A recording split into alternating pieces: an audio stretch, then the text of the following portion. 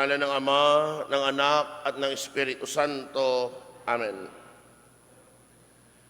Ngayon, ang siyang ika-anim na araw ng ating paghahanda sa Kapaskuhan.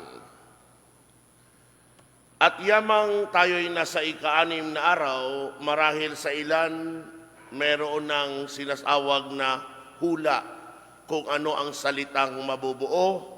Yamang 5 araw na tayong nagninilay sa mga pagbasa. Nung unang araw, napulot natin bilang aral ang pag-ibig. Sinundan ito ng aral na iginawad. Matapos noon ay ang aral na nagpahayag. Ang ika-4 na araw, ang aral na alay, at kahapon naging aral sa mga pagbasa ang galak. Sa mga tuwid, naroon na ang salitang pinag. Pag mabanggit kong mamaya ang ika-6 na aral, tiyak na kaya na nating hulaan. Kaya naman, di na natin papatagalin, ano nga ba ang salitang bubuin natin? Ang salita po ay pinagpala. Sa makatuwid, sa araw na ito, ang letra ay letter P. Ang letrang P, nangangahulugang presensya.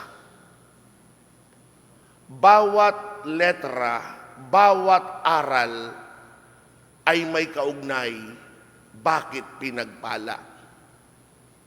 Unang-una, dapat maging maliwanag sa atin na kapag nabuo natin ng 9 na araw, kasunod ang ating pagsisimba sa araw ng Pasko, tunay na tayo ay pinagpala.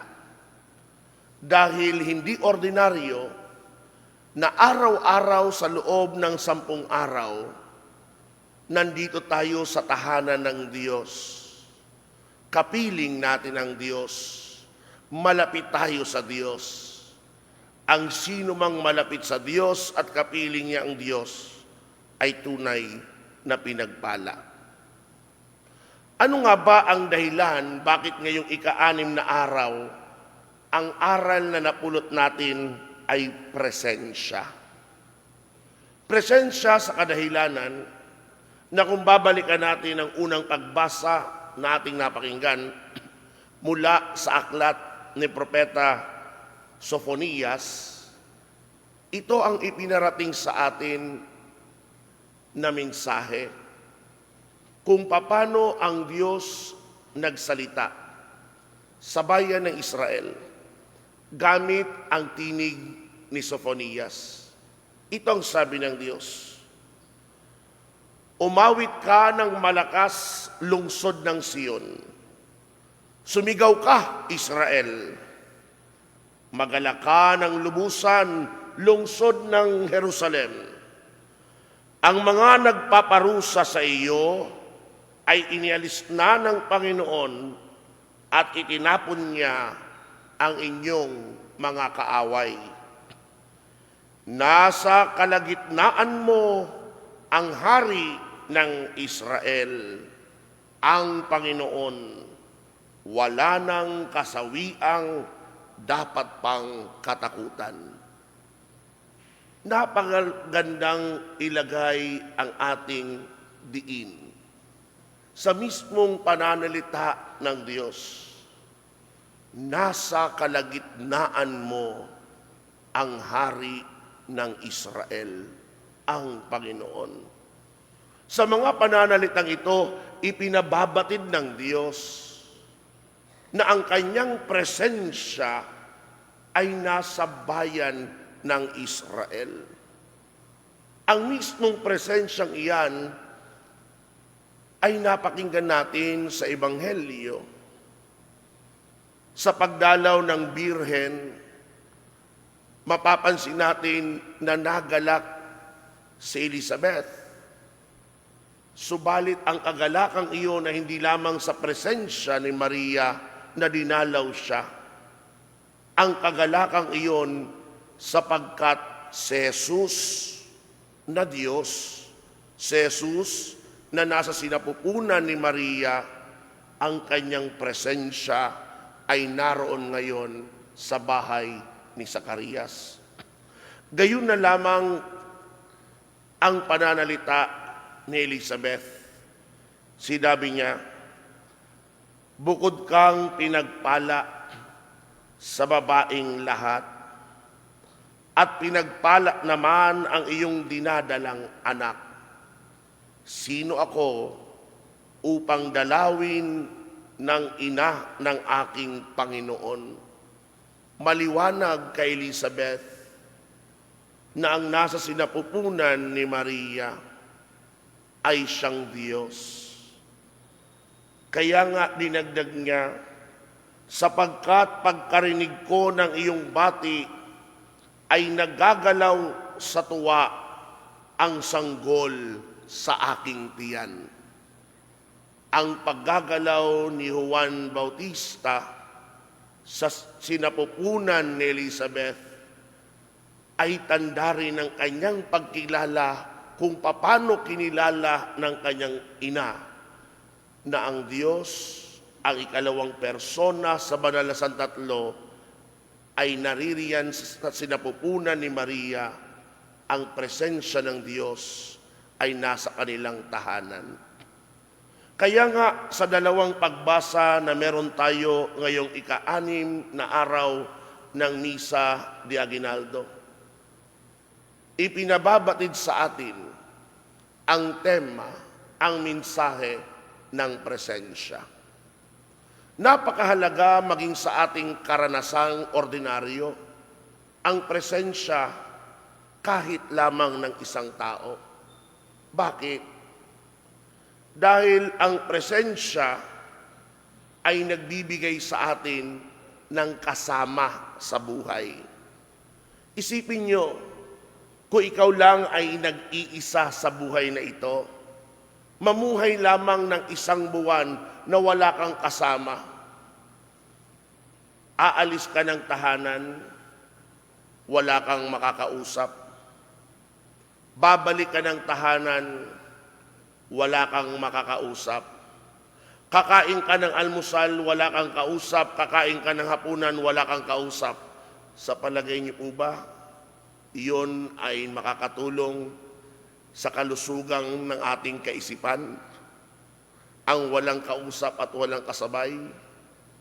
Mismong mga dalubhasa sa tinatawag na psikolohiya or psychology, magsasabi na hindi yon maganda. Dahil tayo mismong mga tao, by nature, we are social. Hindi social, no? We are social. Ibig sabihin, kaya natin makipagtungo at mahalaga ang pakikitungo natin sa ibang tao. Kaya mahalaga ang presensya ng iba. Ikalawa, mahalaga rin ang presensya ng ibang tao dahil nagkakaroon tayo ng katuwang sa buhay. Ito ay alam na alam ng mga magulang na naririto. At sila'y sasang-ayon na mas madali ang tinatawag na pagpapalaki ng anak kung ang mag-asawa ay magkatuwang. Sasang-ayon rin ang mga single parents na nandito na hindi madali ang maging solong magulang sa pagpapalaki ng mga anak, lalong-lalo na sa pagkakayod sa buhay. Kaya ang presensya ng ibang tao ay napakahalaga. Yamang tayo ay may katuwang. Ang ikatlong dahilan bakit mahalaga ang presensya, dahil ang ibang tao na nariyan sa paligid natin, kahit iisa lang yan, ay nagiging sandalan ng bawat isa sa atin. Kapag tayo'y may suliranin, kahit kapag tayo'y may problema, malaki ang naitutulong na kahit ng iisang tao naramdam natin ang kanyang presensya. Kaya nga sa temang ito ng presensya, habang naghahanda tayo sa Kapaskuhan, habang tayo naghahanda sa kapanganakan ni Jesus, unawain natin maigi. Bakit nga ba ninais ni Jesus na maisilang? Bakit ninais ni Jesus na maging katulad natin mga tao? Ang sagot doon, mga kapatid, dahil mismo ang Diyos, nais niya na ang kanyang presensya maramdaman ng sangkatauhan. Ang tao, kapag hindi naramdaman ng presensya ng Diyos, maghahanap ng mga Diyos o Diyos-Diyosan. Yan ay napatunayan na sa mga pangyayari sa lumang tipan.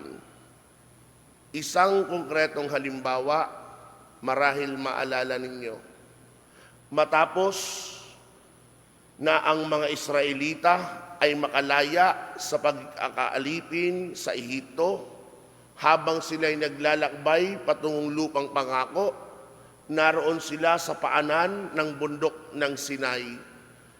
Winika ni Moises, manitili kayo rito, samantalang siya ay aakyat ng bundok ng Sinai at kakausapin ang Diyos. Habang wala si Moises at natagalan sa pagbabalik, anong ginawa ng mga tao? Gumawa ng imahen ng Diyos-Diyosan na siyang ikinagalit ni Moises pagpanaog sa Sinai. Yun palagi ang hinahanap ng Diyos, ng tao, ang presensya ng Diyos. Kaya nga ang iba, kapag hindi natagpuan ang Diyos sa kanilang buhay, may mga kinikilalang Diyos-Diyosan. Halimbawa, ang ilan sa ating panahon, sinasamba ang pera. Wala nang ginawa kundi ang gusto, kumita ng pera. Patunay dyan, ilan sa atin kapag araw ng linggo ay talang ginagampanan ang pagsisimba, ang pasasalamat at ang pagpupuri sa Diyos. Sasabihin ng ilan, may trabaho po ako. Alam niyo po, nandito tayo sa Maynila. Ang mga simbahan sa Maynila, mula alas 5 ng umaga hanggang alas 9 ng gabi, merong misa. Kaya wala kang sa ibig sabihin na dahilan na hindi ka makakadalo. Bakit? Ang oras ba ng trabaho mo mula alas 3 ng madaling araw hanggang alas 10 ng gabi?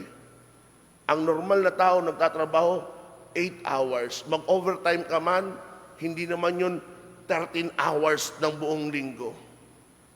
Subalit kung hindi natin kayang pagbigyan ng Diyos, dahil ang totoo, sinasamba natin ang pera na akala natin makapagbibigay ng lahat. May ilan na kinikilalang Diyos-Diyosan ang mga politiko, ang mga public figures, iniidolo ng lubos na akala mo yun ang makapagliligtas sa kanila. Mga kapatid, yan ang dahilan kung bakit ang Diyos naparito, upang ipalasap sa atin ang kanyang presensya. Kaya nga, mismo ang Diyos, pinaalalahanan tayo sa pamamagitan ng kanyang pangalan. Ang tawag sa kanya ay Emmanuel, ang Diyos na sumasa atin, upang maalala nating lahat na ang Diyos na ito ay naririto. Totoo sa ating pananampalataya, ang Panginoon ay naparito. Subalit, bahagi rin na ating pananampalataya, kaya nga ipinagdiriwang rin natin taon-taon, matapos ang dakilang kapistahan ng muling pagkabuhay, si Jesus ay umakyat sa langit. The ascension of our Lord. Pero bago pa man siya umakyat sa langit, magaling ang Panginoon. Iniwan pa rin ang kanyang presensya sa atin. Anong ginawa niya? bago siya magpakasakit, bago siya mamatay, bago mangyari ang kanyang muling pagkabuhay, tinatag niya ang sakramento ng Eukaristiya. Sa pagtatatag ng sakramento ng Eukaristiya, mismong Panginoon ang nagsabi, gawin ninyo ito sa pag-alaala sa akin. Ito ang nais ng Diyos. Manatili ang kanyang presensya at ang ipresensyang iyan nananatili hanggang ngayon sa atin. Kaya nga, isa sa dapat nating ipagpapasalamat at hindi lamang ipagpasalamat, isa sa maaari nating ipagmayabang bilang mga Kristiyanong Katoliko. Kaya nating sabihin na ang Diyos na ating kinikilala, ang Diyos na ating sinasamba, ang Diyos na ating pinasasalamatan ay nasa tahanan ito. Sa bawat parokya ng Kristiyanong Katoliko, ang presensya ng Diyos ay naroroon. Hindi iyan kayang sabihin ng ibang sekta at ibang relihiyon. Bakit? Dahil kapag may kaibigan ka na nabibilang sa ibang sekta, maanyayahan kang pumasok sa mga kapilya na meron sila, gaano man kagaganda at kagagara iyan, di mo makikitang presensya ng Diyos doon. Sa bawat simbahang Katoliko, kapag ang ilaw na iyan na pula ay nakasindi, patunay lamang ng presensya ng Diyos ay naririyan. Dahil bawat simbahang Katoliko may tabernakulo. Ang tabernakulo ang siyang lagayan ng kabanal-banalang katawan ni Jesus na siyang ating pinagsasaluhan at pinakikinabangan sa oras ng komunyon. Yan ang ating sinasamba. Yan si Jesus na tunay na Diyos na ang kanyang presensya ay naririto. Kaya maling-mali ang paratang ng ibang pananampalataya na tayo raw mga Katoliko sumasamba sa mga rebulto. Sinasabi nila, ayan ang mga Katoliko, nilabas na naman ang Nazareno. Ayan ang mga Katoliko, lumuluhod na naman sa Birhen ng Baklaran. Ayan ang mga Katoliko, sinasayaw ang Santo Niño. Matanong ko nga kayo, sinasamba niyo ba ang mga imaheng ito? Pag ikaw ay isang Katoliko at sinasamba mo ang mga imaheng ito, ikaw may pagkukulang. Hindi mo alam ang turo ng simbahan. Ang mga imaheng iyan ay ginagalang natin, subalit kailanman hindi sinasamba. Ang sinasamba natin ay ang maliit na tinapay na tinatawag nating Eukaristiya, na siya ring kaharap mo mamaya at sasabihin ng pari, sasabihin ng lay Eucharistic ministers, ang katawan ni Kristo. Anong tugon mo? Amen. Dahil ang amen na iyan, tinatanggap mo at kinikilala na sa ordinaryong tinapay na iyan, hindi yan simbolismo, hindi yan sagisag, yan ang mismong katawan Jesus na dapat iginagalang dahil yan ang presensya ng Diyos na naririto sa atin. Kaya nga kung meron man tayong ginagalang pagkapasok ng mga simbahan, ay walang iba kung hindi ang katawan ni Kristo na naroon sa loob ng tabernakulo. Ang maganda ngayon na magsilbing baon at aral. Yamang ninais ni Jesus na ang kanyang presensya ay manatili sa atin. Ang tanong, bakit? Dahil alam ng Diyos na tayo ay nangangailangan sa Kanya. Na tayo, kapag may mga mabibigat na suliranin, may kayang lapitan, may kayang bulungan ng ating panalangin. Si Jesus na nasa anyo ng tinapay, siya ang ating dapat kinakausap. At yun rin ang magandang pamamaraan at pagkakilala na kapag tinatanggap ninyo si Jesus, ang kanyang kabanal-banalang katawan, matapos tanggapin, kalimutan mo munang kausapin ang mga kaibigan mo o kumare mo. Ang kausapin mo ay si Jesus na sa puntong iyan napakalapit sa iyong puso. Ibulong mo sa Kanya, Panginoon, napakalapit mo sa aking puso. Alam mo ang dinadala ng pusong iyan. Pusong sugatan, pusong galit, pusong hindi kayang magpatawad, pusong may raming suliranin sa buhay, pusong maraming daladalahin. Banggitin mo lahat ng kahilingan mo, ibulong mo sa Kanya.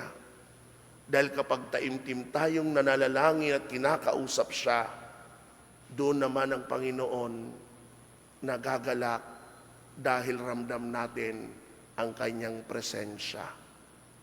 Nawa, mga kapatid, sa mga natitira pang araw ng simbang gabi hanggang sa Kapaskuhan, maramdaman natin ang presensyang iyan ng Diyos na nagkatawang tao. Ang presensya ng Diyos na matapos magkatawang tao, kinuha ang anyo ng tinapay upang kaya natin siyang tanggapin, kausapin, at siya naman pakikinggan ang ating mga kahilingan. Amen. Sa ngalan ng Ama, ng Anak, at ng Espiritu Santo. Amen.